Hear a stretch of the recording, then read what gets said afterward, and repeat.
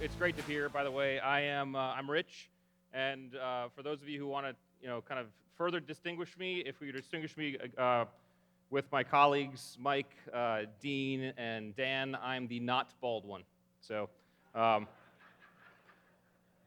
am here to talk to you about high-performing teams, and my talk is called Leading Superheroes, and the reason why I titled it that way is to dispel a myth immediately, okay? And that myth is that SEALs are superheroes.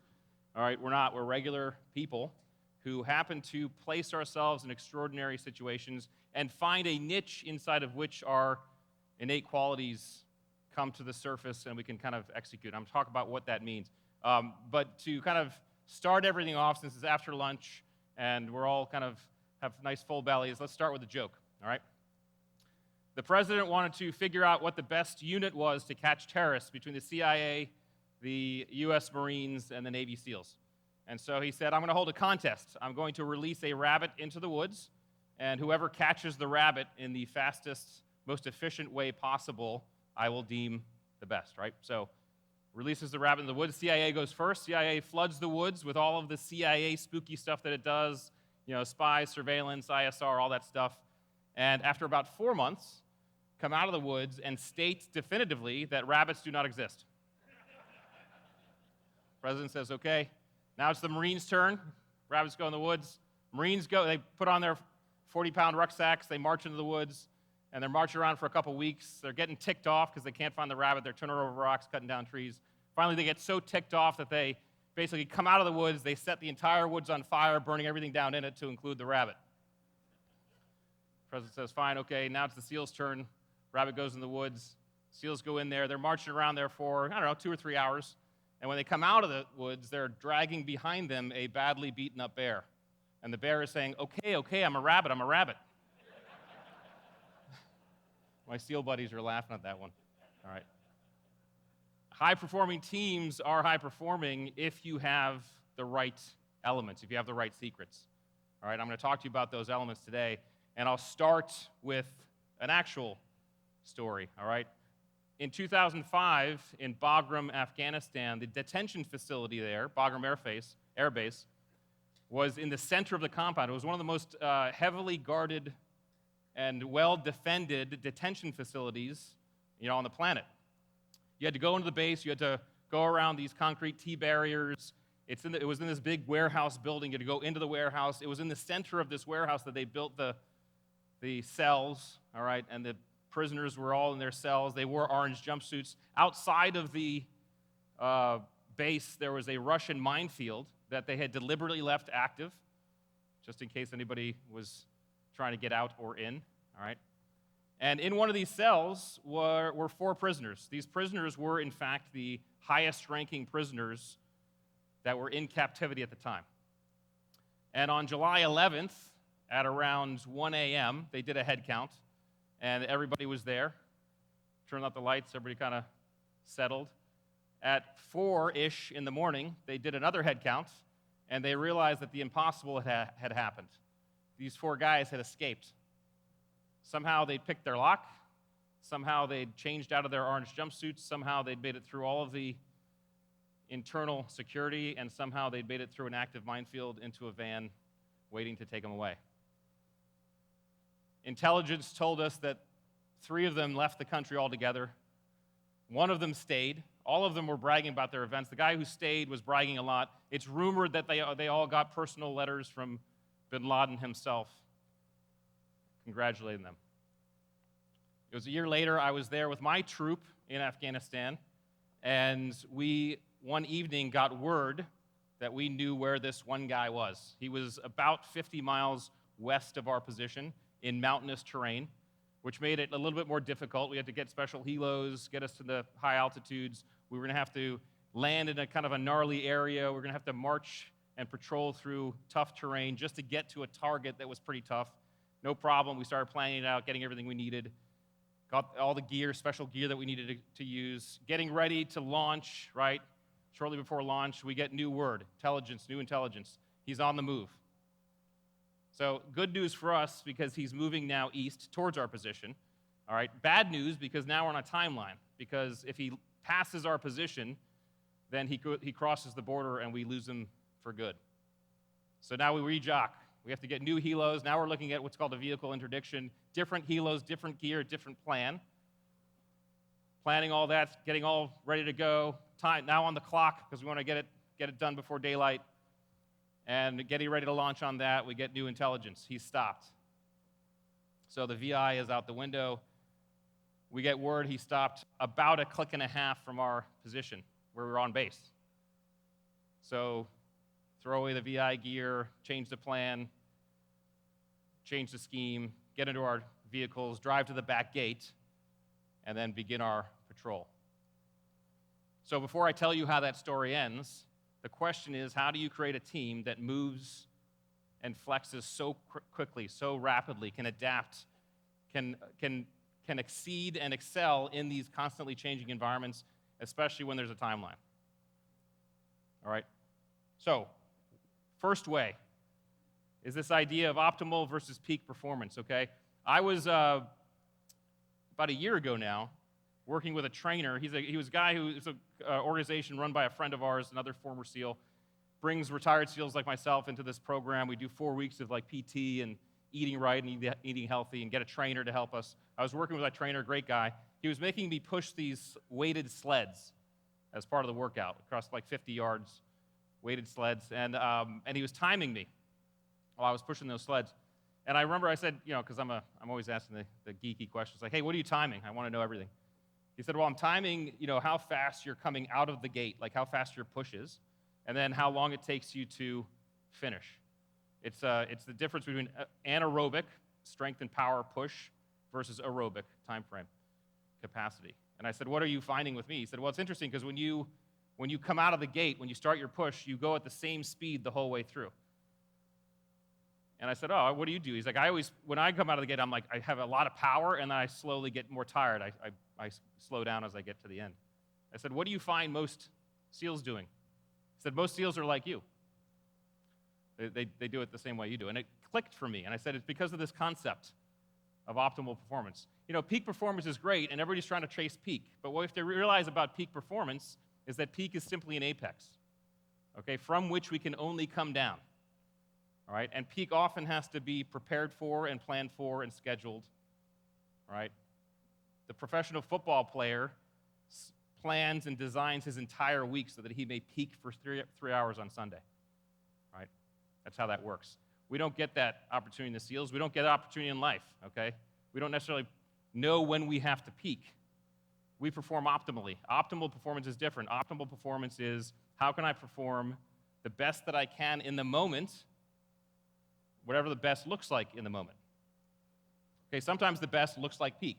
Everything's cool, clicking, flow states, and everything. Sometimes my best, or our best, I'm just head down, going step by step. That's all I got, right? That's how it is in Buds and Hell Week, as the Admiral so deftly described. But that's how it is in life, too. Optimal performance allows us to do a couple things. Optimal performance, first of all, allows us to pat ourselves on the back for performing when the stuff gets tough, for grinding it out. Even though it's ugly and dirty and muddy and gritty, we're still optimally performing.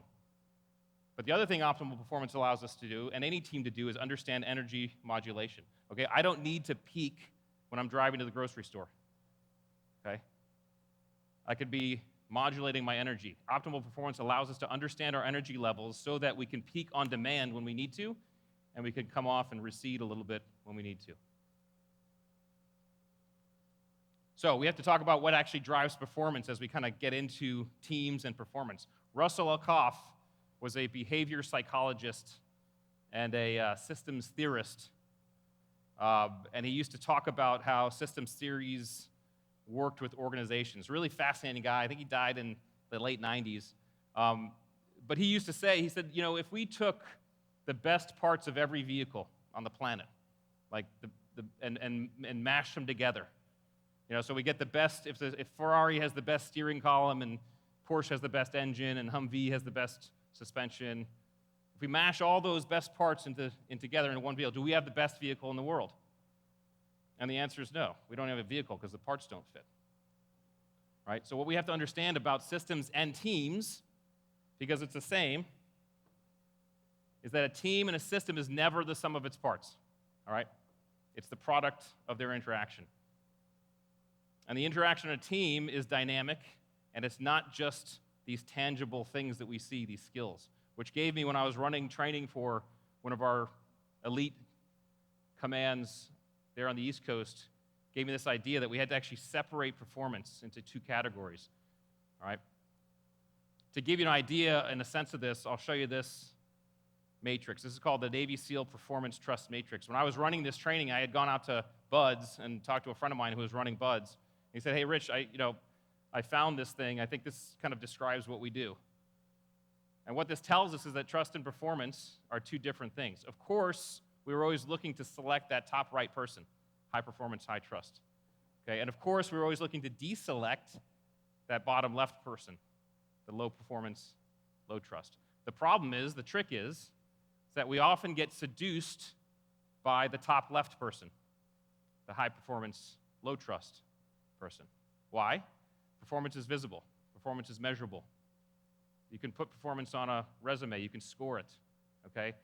Those innate qualities that make up trust are different. They're hard to measure. They're hard to see. Yet these are the qualities that most often drive our performance, which led me to start thinking about this as I got out of the Navy. I started talking to businesses and organizations, and they said, hey, Rich, we're putting together these dream teams. Best marketer, best salesperson, whatever, best this, best that. And when they get together, things are going great for a little while, but as soon as things go sideways, as soon as the plan changes or things don't go as planned, it seems like the teams turn toxic. What's happening? I said, well, it's kind of simple from my point of view. You're looking at the wrong things. I realized, someone should write a book about this, so I did, all right? And the book is called The Attributes, and I talk about the difference between attributes and skills, all right? Let me back up, though, to kind of let you know how I started to think about this. 1915, the Gallipoli campaign was an amphibious assault planned by the Allies to basically enter into Turkey and take Constantinople. It was the biggest amphibious landing planned in history, and it was supposed to be the beginning of the end of World War I. When they went to do it, however, what they hadn't realized is the Axis powers had lined the straits with mines and gunner positions and things like that, and they lost, in the act of trying to do the invasion, several ships, a couple submarines, many, many lives, slogged on for several months before they finally withdrew.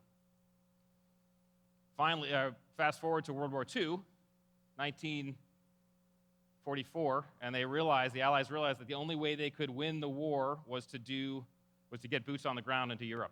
Okay? It was going to require another amphibious assault, but the lessons of Gallipoli were not lost on Allied planners, and the U.S. specifically said, hey, we need to basically create a unit.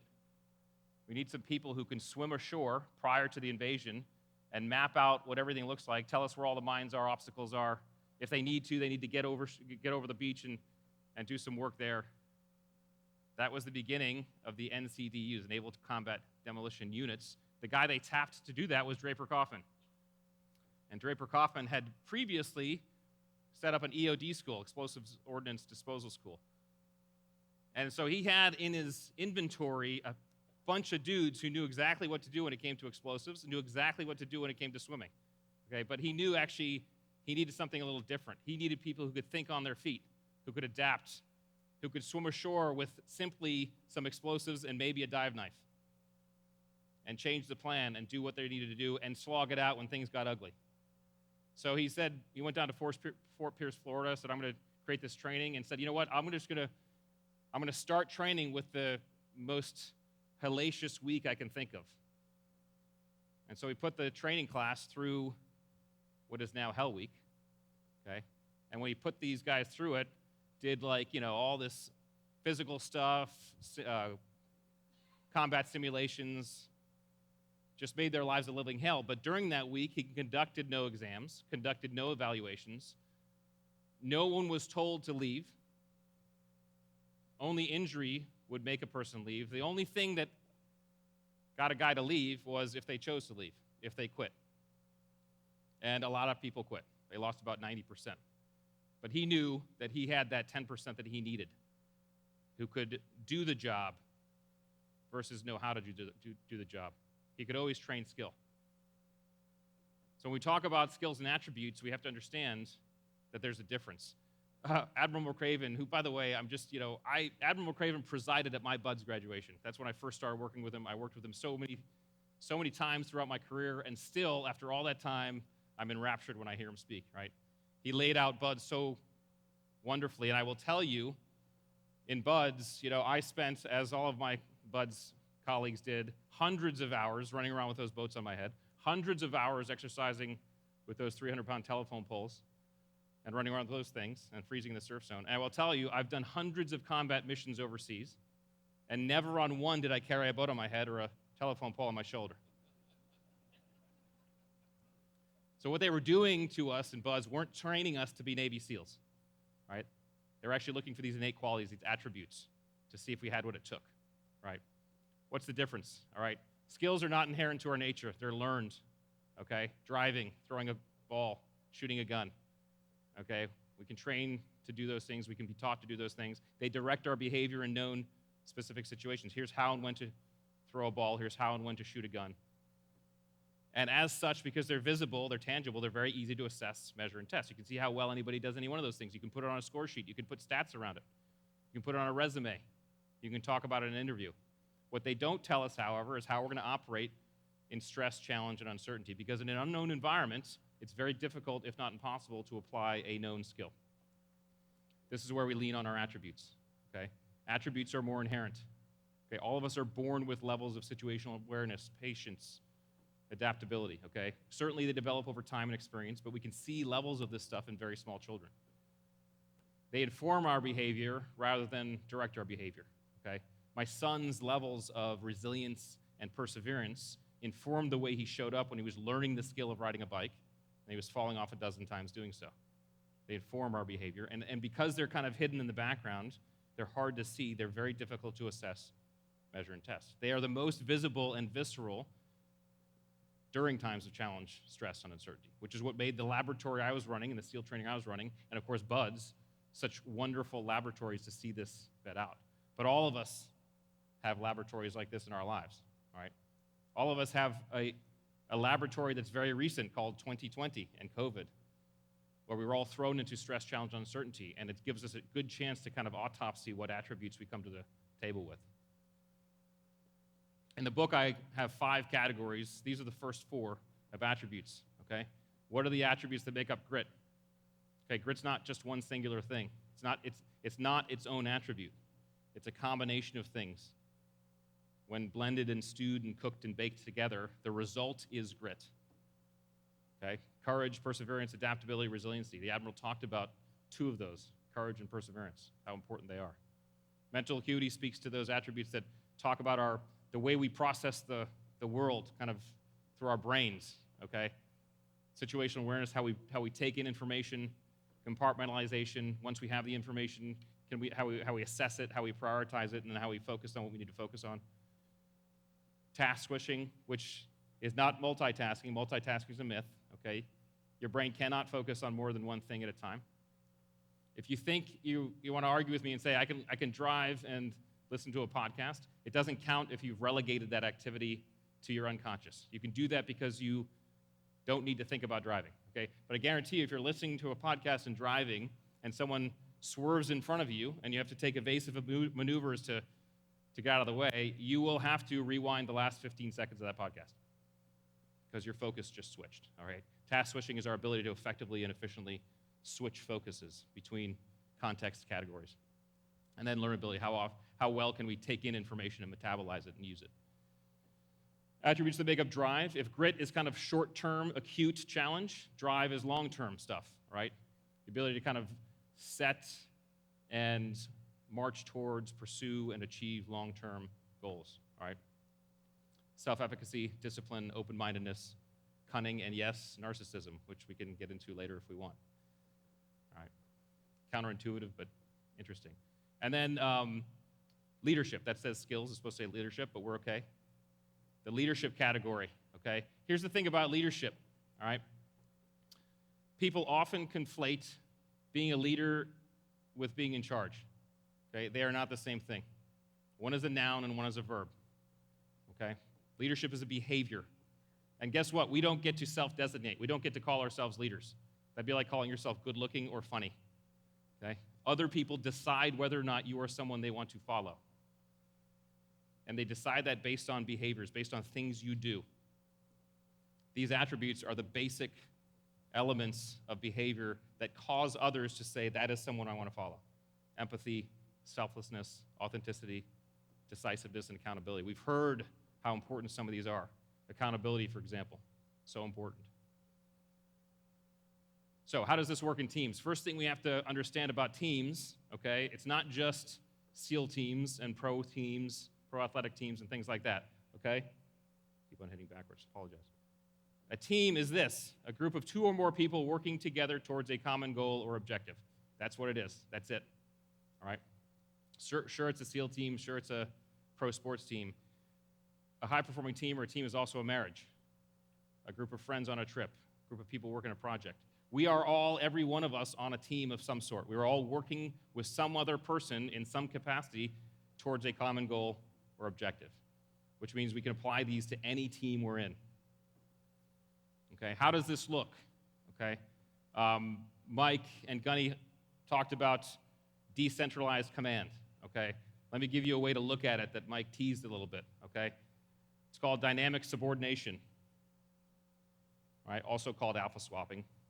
But let me show you how this works. When I was in front of a group of executives shortly after retirement, they asked me to draw a task organization, what the task organization looked like for a team like a SEAL team, like a high-performing team. And of course, I was stumped a little bit because I had things that in my brain that weren't really fitting, right? Obviously, the hierarchical model, leader sits at the top, I'm your leader, you work for me, doesn't work in a high-performing team, doesn't work most places nowadays, okay? That wasn't working. The flat model, which was kind of a mild rebellion to the pyramid, hey, let's just flatten this thing, we're all in this together, no one's higher than anybody else, it's all cool, right? Not too bad if it's a really small team, okay, but sometimes confusing as to know who's in charge. And also, on the flat model, if a decision is made on the right side of that line, it's often not seen by the left, right? It gets siloed. So that wasn't it either. Robert Greenleaf turned the pyramid upside down, talked about servant leadership, okay? I'm your leader, I work for you, okay? If we're going to default to anything, default to that one, right? But that's still not technically how a high-performing team operates. That is not technically decentralized command. So largely in frustration, I drew a blob. And I asked, where do you think the leader sits in here? And I got answers like left side, right side, center, whatever. And I said, all of you are correct. Okay? In a dynamic subordination environment, the leader is wherever the leader needs to be in the moment. You understand that problems, challenges, and issues can come from any angle at any time. And when one does, the person who is closest to the problem and the most capable immediately steps up and takes charge, and everybody follows. Okay? And then situation changes again, someone else takes charge, everybody follows. It's a dynamic swap between leader and follower. Alpha swapping, something that Mike and I talk about too. That is decentralized command. The reason why all of you are leaders is because all of you at some point need to step up and take charge, because it's your turn, it's your time, the situation needs that. But every one of your people does too at some point. Let me just ask you a quick question here. Raise your hand if you like to be managed. Okay?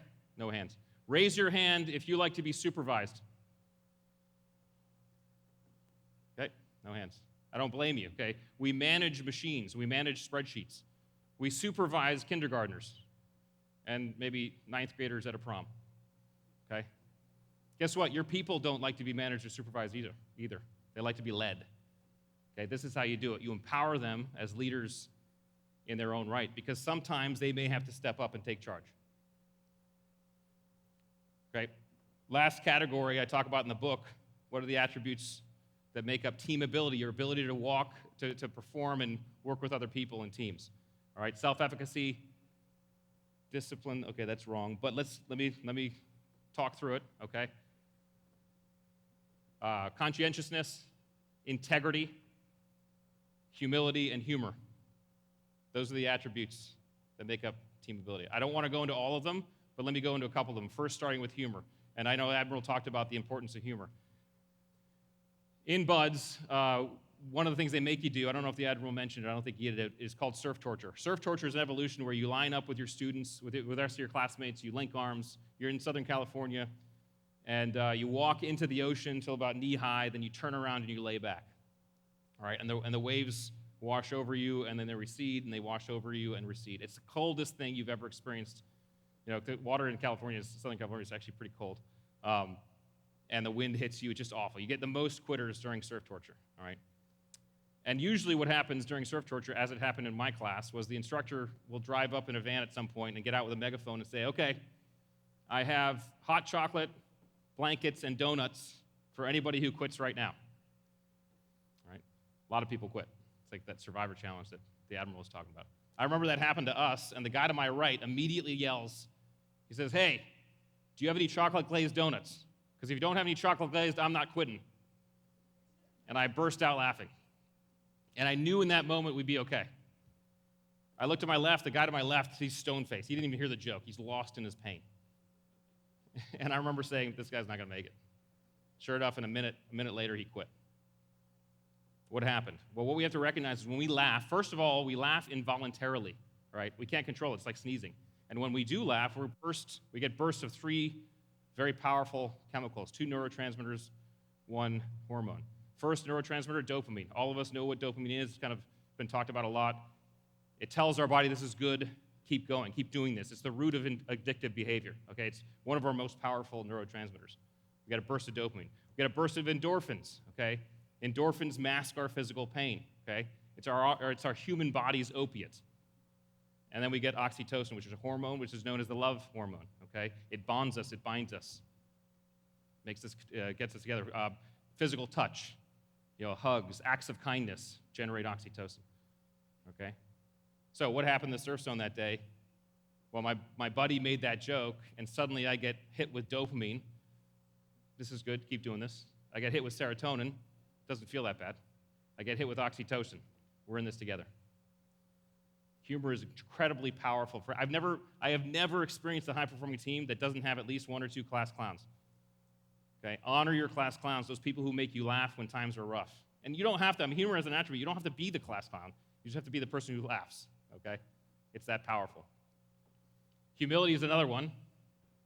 And I'll just tell you, humility is important, and humility sometimes has to be helped. Your humility has to be helped by your teammates, okay? My wife and I, we've been married, we just hit our 20th anniversary. She lived the war with me, okay? And I remember it was about 07-ish, 08-ish. I came back from one of my deployments. It'd been a really successful one. I was high on the horse. She was at home dealing with our 3-year-old and our 1-year-old, so she's a little sick and tired of hearing how awesome her husband was. And I remember I was doing a project. Had been home for a few days. I was doing a project, and from the back room, she says, "Hey, Rich, can you grab the Q-tips from the bathroom?" And I'm frustrated. I don't want to leave my project. I was just like, I don't know where they are. They're in the bathroom. Please get them. Okay, fine. In my voice, I make sure I express my disappointment. Walk to the bathroom. They're not here. She said, they're in the closet. Open the closet. They're not here. They're in the closet on the shelf right there. I was like, I'm telling you, they're not here. Then I hear her footsteps. I was like, okay, fine. She'll see I'm right. She comes in the bathroom. Over my shoulder, her arm goes, grabs the Q-tips, shows it to me. She's like, they're right here. As she's walking away, she's like, it's no wonder you guys haven't found bin Laden. Yeah. Our teammates can help us with our humility too, right? All right, secret 4, trust. Trust is so foundational. So let me ask you this question to prove to you how foundational, and you could just answer by nodding. It's a yes or no question, okay? If you had an organization that was high on inspiration but low on trust, would that team or organization survive? Yes or no? I see a lot of no's. I agree.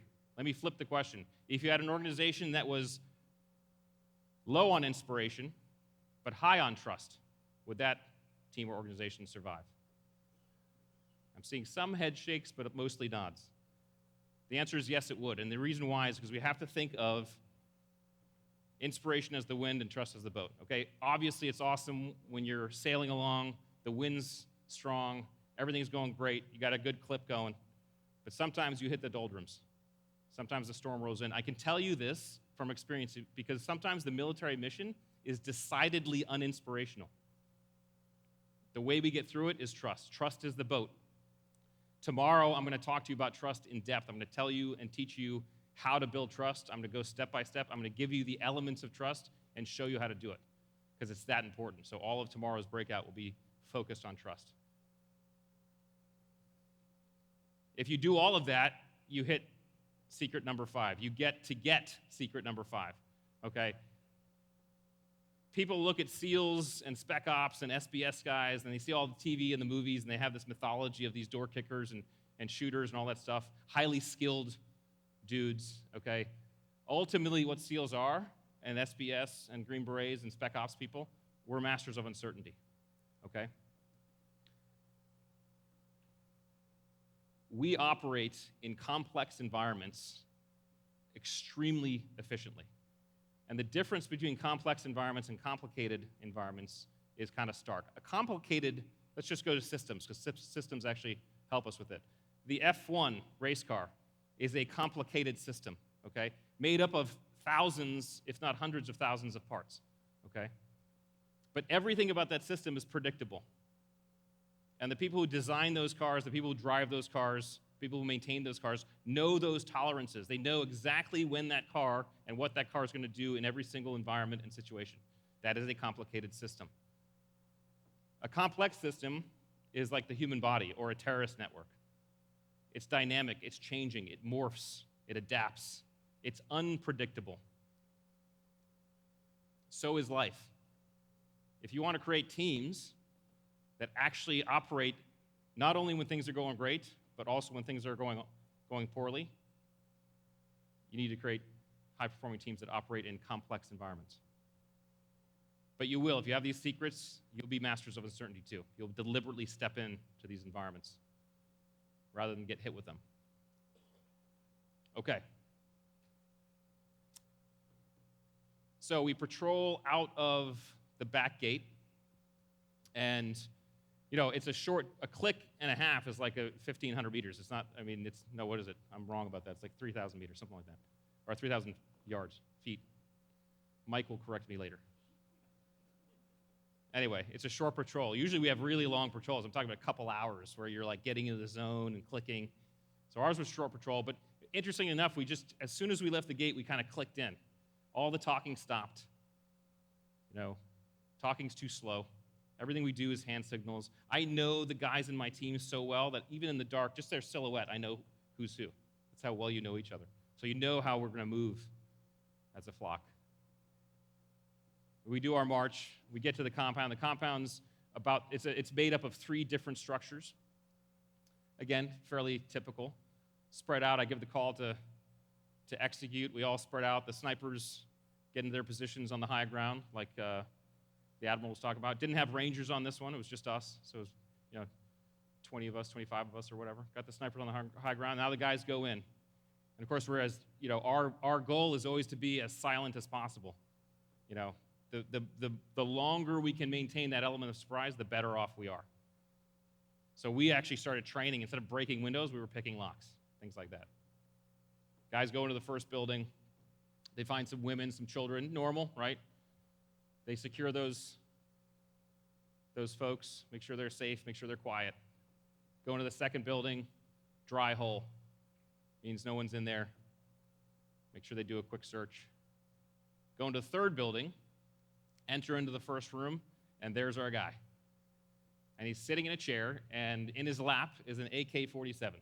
And he has some grenades next to him as well. Okay. In any combat environment, all right, the rule of war is that situation allows you to take a shot, right? Because there's a threat. Immediately. No questions asked. You're allowed to do that, okay? But my guys are a high-performing team. My guys operate in complexity. My guys think about things faster than most people think. And in that split second or two, what they recognized was that our guy, our target, was fast asleep. And so what do? They snuck up on him. They slowly took the weapon away. They slowly moved the grenades. They put their hand on his shoulder and woke him gently. And he opened up his eyes, staring at 4 steely-eyed Navy SEALs. And what my guys told me, the look on his face, priceless. Priceless. Perfect victory. Sorry, Mike. It wasn't perfect victory. The reason why Mike's right about there's never a perfect victory is because of all the stuff that ran up to it. Okay, all the stuff that ran up to, what did it require? Optimal performance, okay? That whole time we had to modulate our energy, okay? If we peaked too soon or too early or when we shouldn't have, we would have been spent by the time we hit the target, okay? It required us leaning on our attributes, not just our skills. The skills kept on changing. The skills that we needed kept on changing. What didn't change, what we always needed throughout the duration of the op, adaptability, courage, perseverance, mental acuity, leadership attributes, team ability attributes, all that stuff existed. All right, as we're going through the iterations, figuring out how we're going to do it, as we're patrolling, as we're going to the target, what are we doing? We're dynamically subordinating it all the time. Okay, I was in charge of the op. Do you think I was always in the lead? Heck no. I think I was actually minimally in the lead. I was relying on everybody. Everybody was stepping up when they needed to step up. Dynamic subordination. We did that based on trust, founded on the shores of Buds in training over and over again together as a team that allowed us to be masters of uncertainty. Okay? There will be no movies or books made about that operation. Okay? It wasn't sexy enough. No shots fired, no blood spilled. Most SEAL ops are like that one because that's the perfect op. Get your man, no shots fired, no blood spilled, no injuries, everybody's safe. Get the guy. Guy goes back to jail where he's supposed to be. We can all do this. We can all create teams like this, and we can all lead our own superheroes. All of us have superheroes within our ranks. We, in fact, have superheroes inside of us.